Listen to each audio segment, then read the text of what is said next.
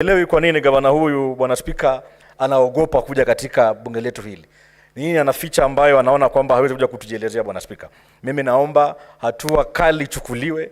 Make sure that that governor is taken to jail. Because you cannot violate section 19 of the public or the Parliamentary Powers and Privileges Act. You cannot violate summons from this Senate and you continue there. And yet this is the same Senate which is fighting for you to get money. Seriously. If a governor doesn't show up and disrespect committees of the House, Mr. Speaker, I think that this is the best definition of a crime. It is the high time that we show the world and the whole country that we as senators of this country, we mean business and we want to ensure that services are delivered to them. And the only way to do that, Mr. Speaker, sir, is to bite and bite very hard. Gavana Guyo alimutusi seneta wa Narok katika kikao, na niseme kwamba hiyo si mzaa, sio kitu ya kufurahia. Ni kitu ambayo pia inaonyesha kwamba watu wa Isiolo kama sisi hatuwezi kuwatetea. Watatetewa na nani kwa gavana ambaye ni mkakamavu na amekosa heshima kiwango ya kwamba anaweza kuja kutusi seneta katika kamati. Kwa hivyo Mr. Speaker, ningesema ya kwamba achukuliwe hatua ambazo zinafaa kuchukuliwa. He has allegedly employed over 45 advisors, Mr. Speaker, contrary to what is allowed in law. And you can see the level of impunity. If it is true that indeed he has employed over 45 advisors and he has refused to submit himself before the Labour Committee, Mr. Speaker, we are 100% sure that there's a lot of other monkey business going on in Isiolo, Mr. Speaker. And in fact, when we were issuing the summons of arrest from the Labour Committee, it was in the interest of the people of Isiolo, because if we as a Senate committee cannot trace where the governor is, for sure the people of Isiolo have no clue where their governor is, Mr. Mr. Speaker, this particular governor appeared before my committee, and the kind of conduct he exhibited when he appeared before my committee, it was the most unbecoming conduct from a governor. He almost exchanged with some of the members who are asking valid questions on matters to do with governance in Isiolo County.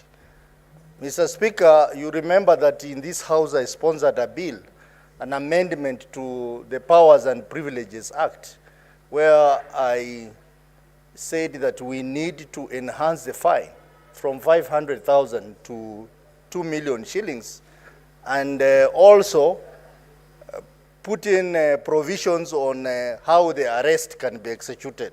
That bill was passed by this House, and that bill is lying in the National Assembly. Maybe at this point we would wish the National Assembly to speed up the passage of that bill so that we can deal with matters like this. It is quite sad, because our job is very simple: to ensure that we take these governors to task and ensuring that they use the resources wisely. I've listened to your communication, Mr. Speaker. And Mr. Speaker, I don't intend to vary your communication. It's well thought out, but I think we've got the powers in this House. Article 125, our Parliamentary Powers and Privileges Act, Section 19 and 18, gives us that power. We have penalized this, or we have fined this governor, I think twice now. That's 1 million shillings. We want to know whether that person, whether he has paid that to the clerk of the House. Mr. Speaker, we have a police station which is domiciled in the presence of Parliament. Why can't we authorize that? I know the law does not allow us to direct the Inspector General of Police, but I believe that the powers given to us by the Constitution, Article 125, where when we sit like a high court, we can be able to compel that witness to appear. Mr. Speaker, in the last Parliament, we worked closely with the Ministry of Finance, and we were able to stop certain funds from going to a particular county. I think, Mr. Speaker, with your position and the powers given to this House, we can be able to take the same direction. I know, I think Article 255, or is it 225, lays out the procedure on which the Cabinet Secretary can stop funds. But this time around, we have got to think out of the box. We've got to be unorthodox in our thinking in order to be able to defend devolution. We have to find a way to stop those funds, and whoever is protecting this individual, because he boasts around and he says the way is untouchable, must also take judicial notice that in this country, in this Senate, we will demand accountability. The only way, Mr. Speaker, that we can be able to ensure the people of Isiolo gets their services is if we all suspend any other discussion today, any other business, and we deal with this matter. We can censure that governor, even if he's not sitting here. Mr. Speaker, we talk about separation of powers between the three arms of government. I believe, with the spirit of cooperation, that we can be able to engage these other two arms of government, the executive and the judiciary, to be able to come up with a methodology in which we can be able to demand that this individual is brought to this house, this individual is penalized, and the people of Isiolo can be able to get their services. Yesterday, Mr. Speaker, I was watching a video of a young lady in Isiolo who was taken to the hospital. She was in ICU for 25 days. And she had to be told, go home, because the hospital is closed. Seriously? We can sit here as senators and allow devolution to die? Allow people to be able to thumb chest and say that they are untouchable? I think it's about time that we remind these governors that power is transient. Today you are so powerful, tomorrow you are nothing. You know, literally nothing. Mr. Speaker, to use a Swahili word, hii ni dhuluma. You know, this guy is really, I don't even know what to say. You know, he's so drunk with power, he's humiliating his citizens. He was not elected to be able to go there and make people suffer. We must remind these people that power is transient. And this Senate is powerful. Let us use this police station, which is domiciled in Parliament. We should not just see police here sitting, you know, trying to protect Parliament. The only way you can be able to protect devolution is by making sure that you call these people to account. Finally, Mr. Speaker, I want to request the Inspector General of Police, who I believe is a fine gentleman, who I believe is someone who is committed to ensure that there is discipline in this country, to expeditiously, you know, go and make sure that that governor is taken to jail. Because you cannot violate Section 19 of the Public or the Parliamentary Powers and Privileges Act. You cannot violate summons from this Senate and you continue there. And yet this is the same Senate which is fighting for you to get money. Seriously. That is completely ludicrous. So, Mr. Speaker, I hope that everyone here today, let us not talk about anything else. Let us censure this person and make sure that we use all the powers that we have to make sure that the people of Isiolo get what is rightfully theirs. Thank you, Mr. Speaker. It is quite unfortunate, Mr. Speaker, that a governor who's been elected by the electorate of Isiolo and who had promised to deliver cannot even honor a sit down with the senator.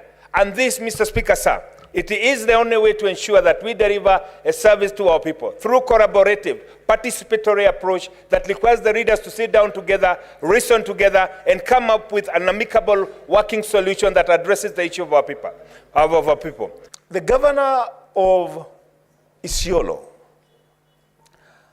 has shown contempt of the first degree, not against the committees, but against the Senate of the Republic of Kenya. Secondly, as you have heard from Senator Otsosi, you know, once that example is set, then it becomes very popular with other governors. And at the end of the day, what will happen is that then Governors will be asked to appear before Senate. They will decide whether to come or not to come. Mr. Speaker, let this Senate, in this case, ensure that the governor of Isiolo is physically arrested and locked up in the cells in the Senate police station and produced before a plenary sitting of the Senate, the Speaker, so that he may serve as an example to other governors who are also wayward, who have no respect, who don't honor summons and invitations by committees of the Senate. Ni jambo la kusikitisha sana kuona gavana ambaye ameitwa katika bunge la Senate aje, ama gavana ambaye ameitwa na kamati ya Senate aje ajitokeze na akose kufika. Bwana Spika, ni jambo pia vile vile la kusikitisha kwamba yeye kama kiongozi wa gatuzi la Isiolo ni lazima azingatie sheria na ajue kwamba bunge la Senate ndio linalomshughulikia na kumtafutia pesa ili aweze kutumia kufanya maendeleo ndani ya Isiolo. Imenivunja moyo sana kusikia kwamba governor anakuja katika kamati na hakuna jambo anafanya ila kuleta madharau katika kamati. Bwana Spika, nimemsikiza Senator wa Vihiga, Senator Ostosi, ambaye ni mwenyekiti wa kamati, akisema ya kwamba yule governor hata baada ya kufika katika ile kamati ni kuonyesha dharau. Bwana Spika, ni kama hawafai, ilhali maseneta hata siku ya leo Bwana Spika tumekuwa tukisema ya kwamba pesa ambazo zinakwenda katika kaunti zetu ni mpaka ziongezeke. Bwana Spika, I am one of those chairs or the leaders of those committees that have gone to Isiolo County to carry out our constitutional mandate.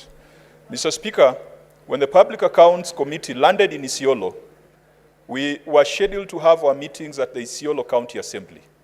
The Speaker of Isiolo County Assembly and the entire membership of the assembly disappeared, including the clerk. We were only left with the sergeant at arms. The governor, whom we had given notice that the Senate would be coming to Isiolo, was a no-show. Mr. Speaker, even the projects that the committee had come to inspect as part of its constitutional mandate, we could not get access to the projects. Mr. Speaker, one of the projects was a market and a county headquarter. The project manager is a Ministry of Public Works. Even the project manager could not get access to those facilities. Mr. Speaker, it must go on record that when we do what we do in committees, it is not vendetta and it is not pursuit for personal glory or any personal gratification. We are doing it because the Constitution requires us to oversight public resources that have been assigned to county governments. It's very unique with this one governor of Isiolo County, Governor Guyo, so that all the other governors having their second term, the first term, are appearing before various committees. However, Governor Guyo finds it impossible to appear before various committees of the Senate. It should be a question that the public of Isiolo needs to ask themselves. What is our governor hiding? Why is it that our governor can't appear as other governors are appearing before oversight committees of the Senate? Because the opportunity to be able to appear and explain issues of concern that has been raised on behalf of the public of Isiolo is an opportunity that any leader, with sound mind at this level of a governor should be able to take that opportunity to freely come. I have witnessed, Mr. Speaker, from my own committee, CIPIC, when the governor, first of all, was very reluctant to appear in the committee, but when he eventually appeared, he appeared as if the work that we were doing in that committee were not important, to the extent that it became a very bad exchange, Mr. Speaker. I mean, we must rain down on this character. Mr. Speaker, we cannot accept the power, the authority of this House to be whittled down. We cannot accept. Senator Cherargei is a lawyer, you know it. In fact, if you read the American Constitution, they don't have the kind of powers that we have as the Senate of the Republic of Kenya.